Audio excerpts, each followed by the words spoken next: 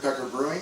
Today we're going to do a short, simple video on collecting some recycled yeast out of the bottom of our conical fermenter and transferring it to a storage vessel so we can store it in our fridge till a later date. I already did one video that you guys could check out on using a yeast harvester.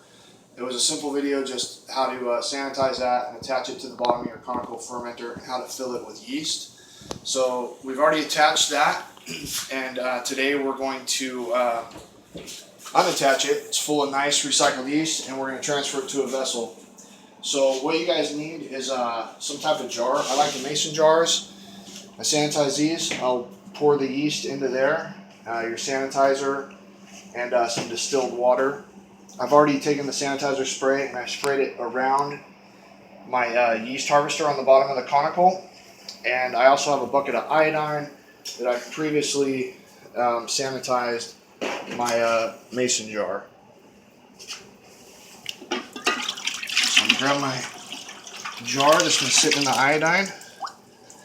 Give it a little drip dry for a second.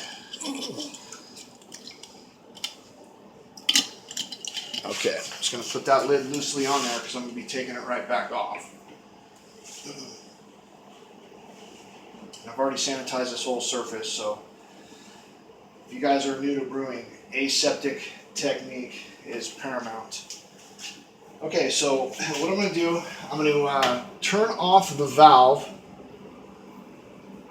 that's above my collecting vessel. So now when I take this off, the beer won't come pouring out the bottom of the conical.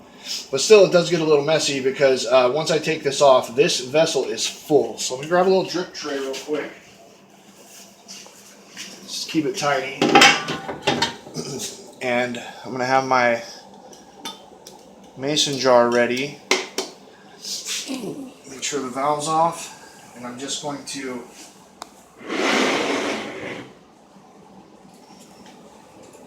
disconnect the tri-clamp fitting and pull off the yeast harvester.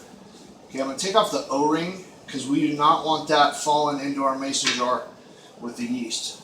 So it gets a little messy, guys. Basically, you're just going to take that and dump it right into your sanitized mason jar. I take a little distilled water. I pour it in here and swish it around to get any of the thicker stuff that's left at the bottom. Don't want to do this too much because this whole time we're introducing air. And there's always a chance of introducing some microbes when you're introducing the air. Okay, so now I'm just going to pour some distilled water inside the jar with the yeast. And that'll give it a little protective layer of water over the yeast. Put my lid on. I'm going to seal it tight for a second just to rinse off the bottle before I put it in my refrigerator.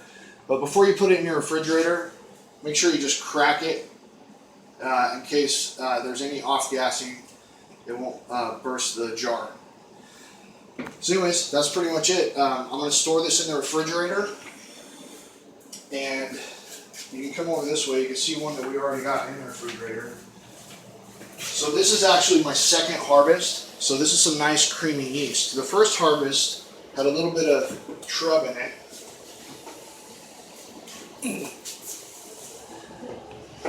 So this has been sitting in here for a few days.